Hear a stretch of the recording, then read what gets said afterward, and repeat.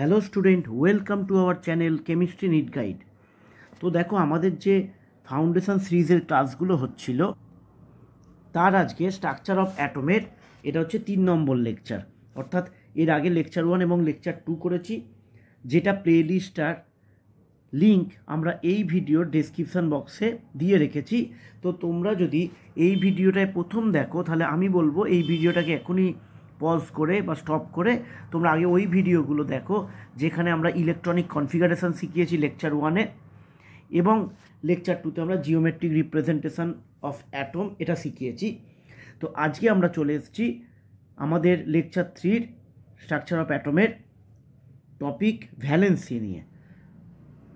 তো দেখো, আমাদের মধ্যে একটা ট্রেন্ড আছে যে কোন এলিমেন্টের ভ্যালেন্সি কত, অর্থাৎ ভ্যালেন্সির বাংলাটা কি বলছি আমরা, যোজ্যতা। যারা বাংলায় শুনছো তারা হচ্ছে যোজ্যতা, আর ইংলিশে হচ্ছে ভ্যালেন্সি। তো ভ্যালেন্সি আমরা এতদিন যাবত কিন্তু তোমরা দেখেছো যে যেখানেই তোমরা ক্লাস করেছো বা কিছু, তোমাদেরকে হয়তো বলা হয়েছে যে এটা মুখস্থ করলে তোমাদের সুবিধা। তো মুখস্থ আমি না বলে আমরা বলবো যে এটাকে আজকের ক্লাসে আমরা মনে রাখবো বা আমরা ভ্যালেন্সি শর্ট ট্রিকে কিভাবে বার করতে পারি আজকের ক্লাসে আমরা সেটাই শিখবো, যে ভ্যালেন্সি আমরা মুখস্থ করব না। এটা আজকে আমাদের ক্লাসের মেন এজেন্ডা, এইটাই আমরা আজকে শেখাবো। দেখো তাহলে স্ক্রিনে দেখতে পাচ্ছ একটা লেখা রয়েছে, এই লেখাটা অত্যন্ত তাৎপর্যপূর্ণ ভ্যালেন্সি ভালো করে বোঝার জন্য। বলা হচ্ছে এখানে elements other than noble gas. তাহলে আমাকে প্রথমেই একটু বুঝতে হবে নোবেল গ্যাস কারা। নোবেল গ্যাস হচ্ছে ধরো হিলিয়াম, নিয়ন, আর্গন, ক্রিপ্টন, পরে আরও শিখবো আরও দুটো, জেনন, রেডন। তো এরা হচ্ছে নোবেল গ্যাস, জেনন, রেডন, এরা হচ্ছে নোবেল গ্যাস। তো নোবেল গ্যাসের বিশেষত্ব কি, নোবেল গ্যাসের বৈশিষ্ট্য কি? এদের আউটারমোস্ট সেলে 8টা করে ইলেকট্রন থাকে। প্রত্যেকের আউটারমোস্ট সেলে 8টা করে ইলেকট্রন থাকে। এক্সেপশান হচ্ছে হিলিয়াম, যার আউটারমোস্ট সেলে 2টো ইলেকট্রন থাকে। তো এটা মনে রাখার দরকার নেই, এটা এক্সেপশনাল। নিয়ন, আর্গন, ক্রিপ্টন, জেনন, রেডন, এদের প্রত্যেকের আউটারমোস্ট সেলে 8টা করে ইলেকট্রন থাকে। এবং তোমরা পরবর্তীকালে পড়বে অক্টেট রুল বলে একটি রুল আছে, যেখানে বলা হচ্ছে যে সমস্ত এলিমেন্টের আউটারমোস্ট সেলে 8টা ইলেকট্রন থাকে তারা স্টেবল হয়। স্টেবল হলে কি হবে, তাদের রিঅ্যাক্টিভিটি একদমই থাকবে না, তারা রিঅ্যাক্টিভ নয়। তাহলে রিঅ্যাক্টিভ নয় কারা? রিঅ্যাক্টিভ নয় হচ্ছে নোবেল গ্যাসগুলো। কেন রিঅ্যাক্টিভ নয়? কারণ নোবেল গ্যাসের আউটারমোস্ট সেলে প্রত্যেকের 8টা করে ইলেকট্রন আছে। তাহলে 8টা করে ইলেকট্রন থাকলে তারা কি হবে, তারা স্টেবল হবে। এবার এই পৃথিবীতে শুধু এলিমেন্ট কেন, প্রত্যেকেই একটা স্টেবিলিটি চায়। স্টেবিলিটি কেউ চাকরি ক্ষেত্রে চায়, কেউ পড়াশুনোর ক্ষেত্রে প্রিপারেশনের ক্ষেত্রে চায় যে আমার একটা স্টেবল প্রিপারেশান থাকুক, আমার স্টেবিলিটি বজায় থাকুক। তো প্রত্যেকে চায় স্টেবিলিটি। তাহলে কি দেখা যায়, এবার লেখাটা একটু পড়ি। Elements other than noble gas ছাড়া বাকি element contain less than 8 electron in their outermost shell. তাহলে প্রত্যেকটা এলিমেন্টই তাদের আউটারমোস্ট সেলে 8-এর নিচে ইলেকট্রন থাকে। প্রত্যেকটা এলিমেন্টের আউটারমোস্ট সেলে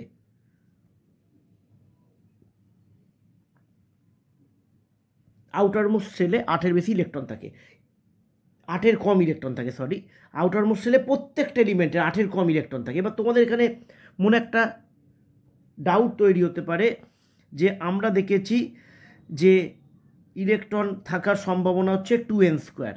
তাহলে 2 × 1² হয়েছিল, প্রথম যে সেলটা ছিল সেখানে 2টো ইলেকট্রন, তারপরে 8 এরকম হয়েছিল। কিন্তু তোমরা জাস্ট আর একটু উঁচু ক্লাসে উঠলে তোমরা দেখবে যে একটা অক্টেট রুল বলে রুল আছে, যে রুলটায় কি বলা হচ্ছে, আউটারমোস্ট সেলে 8-এর বেশি ইলেকট্রন থাকতে পারে না। মানে আউটারমোস্ট সেলে 8টা ইলেকট্রন থাকলেই সে হয়ে যাবে স্টেবিলিটি পেয়ে যাবে। তাই যখন আমরা ইলেকট্রনিক কনফিগারেশান করব পরবর্তীকালে আমরা মাথায় রাখবো 18 অবধি তোমাদের শেখানো হয়েছে, শেখানো অবধি কোনো সমস্যা তোমাদের হবে না, কিন্তু 19 বা 20 এইগুলো যখন আসবে তখন দেখবে তোমাদের 8 যেই হয়ে যাবে সঙ্গে সঙ্গে আমরা ইলেকট্রনিক কনফিগারেশানে পরের সেল ভর্তি করতে শুরু করে দেবো। তাহলে তোমরা অক্টেট রুল অনুযায়ী কী শিখলে এটা মনে রাখবে, 8টা ইলেকট্রন আউটার মোস্ট সেলে থাকলে সেই এলিমেন্টটা অত্যন্ত স্টেবিলিটি পায় এবং এই পৃথিবীতে সবাই স্টেবিলিটি চায়। তাহলে এই লাইনটা আবার পড়ি, elements other than noble gas, Nobel গ্যাসের 8টা করে ইলেকট্রন থাকে, নোবেল গ্যাস ছাড়া অন্যান্য মৌলের কন্টেন্ট লেস দ্যান 8 ইলেকট্রন, প্রত্যেকটা মৌল in their outermost shell, প্রত্যেকটা মৌল 8-এ যদি স্টেবিলিটি পেয়ে যায় তাহলে 8-এর পর যদি আবার 1-2 থেকে শুরু হয় তার মানে নোবেল গ্যাসগুলো বাদ দিলে যে কোনো এলিমেন্টের আউটার মোস্ট সেলে 8-এর কম ইলেকট্রন থাকবে। তো মোটামুটি আমরা দেখো একটুখানি দেখি, সোডিয়াম 281, ঠিক আছে। আচ্ছা একটা শিখিয়ে দিই তোমাদের, ক্যালসিয়াম 20, ক্যালসিয়াম 20 বা পটাশিয়াম 19, এদের ইলেকট্রনিক কনফিগারেশন দেখো এইটা, এটা মনে রাখবে। এটা কেন হচ্ছে, এটা হচ্ছে due to octet rule. Octet রুলটা কি বললাম, যে আউটার মোস্ট সেলে 8টা ইলেকট্রন হয়ে গেলেই স্টেবিলিটি পায়, তাই 8-এর বেশি ইলেকট্রন আউটার মোস্ট সেলে কারুর থাকবে না, 8-এর পর চলে যাবে আবার 1 থেকে। এবং ক্যালসিয়ামের দেখো তাহলে কি হলো 2, এবং তোমরা 18 অবধি যতগুলো করেছো, ধরো অ্যালুমিনিয়াম আমরা যদি করি 3, ধরো ক্লোরিন আমরা যদি করি এইবার দেখো প্রত্যেকটা এলিমেন্ট কি চায়, তার আউটার মোস্ট সেলে 8টা ইলেকট্রন থাকুক, প্রত্যেকটা এলিমেন্ট চায়। এক্সেপশনাল আছে হিলিয়াম বা যাদের একদম কম ইলেকট্রন আছে হাইড্রোজেন, এরা 2-এই খুশি হয়, এগুলো নিয়ে আমরা এখন বলছি না। আমরা যেটা শিখবো ওভারঅল যেটা শিখবো যে প্রত্যেকটা এলিমেন্ট তার আউটার মোস্ট সেলে কী চায়, 8টা করে যেন ইলেকট্রন থাকে। তার জন্য সে কি করতে পারে, এই 8টাকে অ্যাচিভ করার জন্য সে বাই লুজিং ইলেকট্রন এটা করতে পারে, অর বাই গেনিং ইলেকট্রন এটা করতে পারে। মানে আমি বলতে চাইছি, ধরো সোডিয়াম এই ইলেকট্রনটা ছেড়ে দিল, তাহলে এখন ওর আউটার মোস্ট সেল কোনটা হয়ে গেল, এইটা। সোডিয়াম যদি এটা ছেড়ে দেয় তাহলে এখন ওর আউটার মোস্ট সেল কী হয়ে গেল, এইটা, অক্টেট হয়ে গেল। তার মানে সোডিয়ামের ক্ষেত্রে ওকে যদি অক্টেট ফুলফিল করতে হয়, অর্থাৎ আউটার মোস্ট সেলে 8টা ইলেকট্রন করতে হয়, তাহলে ওর যেহেতু একটা ছিল তাহলে ওকে হয় 7টা যোগ করতে হবে, নইলে ওকে একটা ছেড়ে দিতে হবে। একটা যদি ছেড়ে দেয় তাহলে ওর আউটার মোস্ট সেল এখন কী হয়ে গেল, এইটা। সুতরাং তোমরা বুঝতেই পারছো 7টা গেন করার থেকে একটা ছেড়ে দেওয়া ভালো। পটাশিয়ামেরও সেম, এটা যদি 7টা গেন করে তাহলে 8 হবে, আর যদি এটাকে ছেড়ে দেয় তাহলে অক্টেট হয়ে গেল, তাহলে হয় ছাড়বে নয় নেবে। ক্যালসিয়ামেরও দেখো 2 আছে, তাহলে ওকে হয় 6+ করতে হবে, নইলে 2- করতে হবে। স্বাভাবিক এবার 6টা ইলেকট্রন নেওয়ার থেকে এটা ছেড়ে দেবে। অ্যালুমিনিয়ামও তাই 3টে ছেড়ে দেবে। কিন্তু ক্লোরিনের ক্ষেত্রে দেখো ও যদি 7-এর সাথে একটা যোগ করে নেয়, বাইরে থেকে কেউ সেটা ছেড়েছে, তাহলেই কিন্তু ক্লোরিনের ইলেকট্রনিক কনফিগারেশন হয়ে যাবে 288। তাহলে অক্টেট ফুলফিল করার জন্য আমরা দুটো অপশান পেলাম, বাই লুজিং ইলেকট্রন আর বাই গেনিং ইলেকট্রন।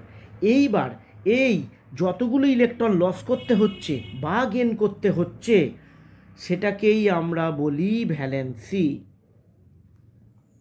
যতগুলো ইলেকট্রন অক্টেটের জন্য লস করতে হবে বা গেন করতে হবে তাকে আমরা বলবো valency.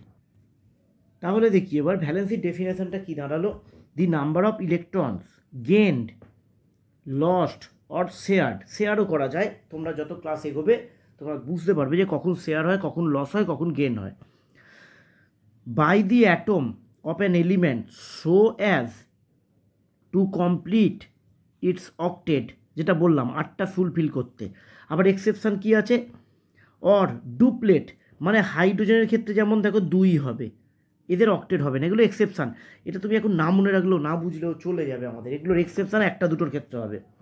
In case of elements having K shell যাদের থাকে, যেমন হাইড্রোজেনের ক্ষেত্রে দেখো এরা তো 8-এ পৌঁছতেই পারবে না, এরা চিন্তাই করতে পারবে না 8-এ যাব, এরা 2-এই খুশি। কয়েকটা প্রথমের দিকে আছে যারা 2-এই খুশি, কিন্তু এটা আমার এসেন্সিয়াল নয়, এটা নাও করলে চলবে আপাতত শেখার জন্য। Is called the valency of the element, মানে এখানে কি বলা হলো যে ধরো সোডিয়ামের আছে 281, তাহলে এখানে আমরা দেখতে পাচ্ছি সোডিয়ামকে অক্টেট ফুলফিল করতে গেলে মাইনাস ইলেকট্রন করতে হবে, মানে একটা ইলেকট্রন ছাড়তে হবে। তো একটা ইলেকট্রন যদি ছাড়ে তাহলে এর অক্টেট ফুলফিল হলো, তাহলে যতগুলো ইলেকট্রন ছাড়তে হবে বা গেন করতে হবে সেটাই হচ্ছে তার ভ্যালেন্সি। যেমন ধরো ক্লোরিন, তাহলে ক্লোরিনের হচ্ছে 287, তাহলে ক্লোরিনকে কি করতে হবে, একটা ইলেকট্রন এখানে প্লাস করতে হবে, তাহলে ক্লোরিন কিসে পরিণত হবে 288, তাহলে এইটা হচ্ছে ক্লোরিনের ভ্যালেন্সি। তাহলে তুমি যদি কারোর ইলেকট্রনিক কনফিগারেশান করতে পারো, মনে রাখতে পারো, তাহলে তোমার ভ্যালেন্সি নির্ণয়টা শুধু সময়ের অপেক্ষা, তুমি নিজেই পরীক্ষা হলে বসে করতে পারবে। তো দেখো তাহলে একটা জিস টাকার একটা ফর্মুলার মতো লিখে দিচ্ছি, এটা দিয়ে তুমি ভ্যালেন্সি প্রত্যেকের বার করতে পারবে। দেখো দুটো জিনিস মনে রাখবে, যে সমস্ত এলিমেন্টের ভ্যালেন্স সেল মানে বলছি আউটার মোস্ট সেল, যেটা বাইরের কক্ষপথ, যে সমস্ত এলিমেন্টের ভ্যালেন্স সেলে 1, 2, 3 or 4 মানে 1, 2, 3 বা 4টে ইলেকট্রন থাকে, তাদের ভ্যালেন্সি হচ্ছে নাম্বার অফ ভ্যালেন্স ইলেকট্রন। মানে ধরো সোডিয়াম 11, 2, 8, 1, তাহলে এটা কি আছে 1, 2, 3 বা 4-এর মধ্যে যদি থাকে সেটাই হচ্ছে তার ভ্যালেন্সি। একদম ইজি ওয়েতে তুমি করে ফেলতে পারবে। ম্যাগনেসিয়াম 12, 2, 8, 2, তাহলে ম্যাগনেসিয়ামের ভ্যালেন্সি ইকুয়াল টু 2। অ্যালুমিনিয়াম 13, 2, 8, 3, অ্যালুমিনিয়ামের ভ্যালেন্সি 3।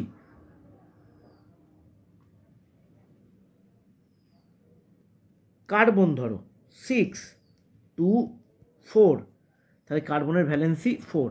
তাহলে এখানে কী বলা হয়েছে, দুটো ফর্মুলা দেখাচ্ছি।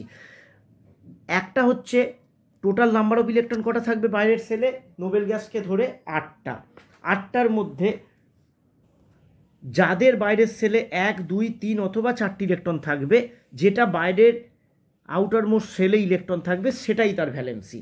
এটা গেল একটা। আর এবার তোমাদের মাথায় প্রশ্ন আসবে, তাহলে স্যার যদি 4-এর বেশি হয় তাহলে কি হবে, সেটাও দেখো দেখিয়ে দিচ্ছি। যদি কোনো এলিমেন্টের আউটার মোস্ট সেলে যেটা ইলেকট্রন থাকে সেটাকেই আমরা বলি ভ্যালেন্স ইলেকট্রন। যদি কোনো এলিমেন্টের আউটার মোস্ট সেলে মনে করো 5টা ইলেকট্রন আছে বা 6টা বা 7টা বা 8টা আছে, তাদের ক্ষেত্রে ভ্যালেন্সির ফর্মুলাটা হয়ে গেল 8 মাইনাস যেটা থাকবে 8 মাইনাস, আমরা নাম্বারকে শর্টে এইভাবে লিখি NO ডট, যেটা হচ্ছে NUMBER, নাম্বার অফ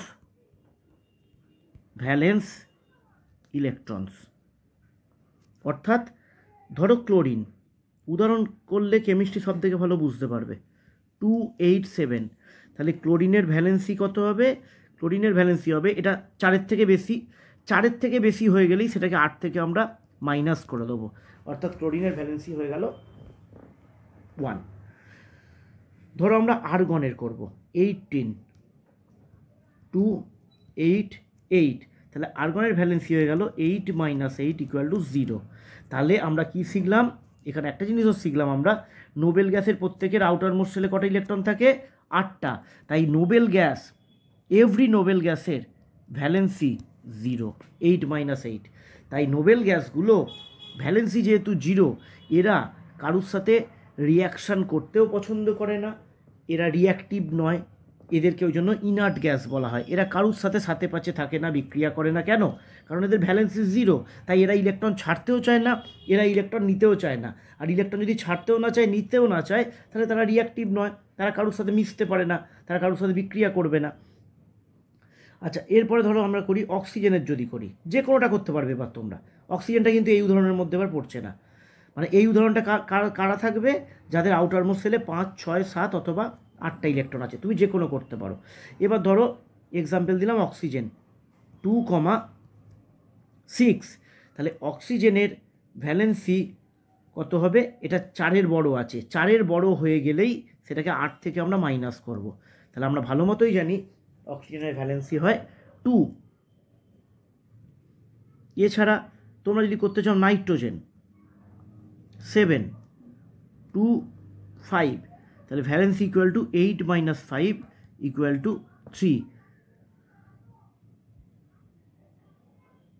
তোমরা যদি করতে চাও যে কোনোটাই করতে পারো। এবার ধরো করলে লিথিয়াম 3,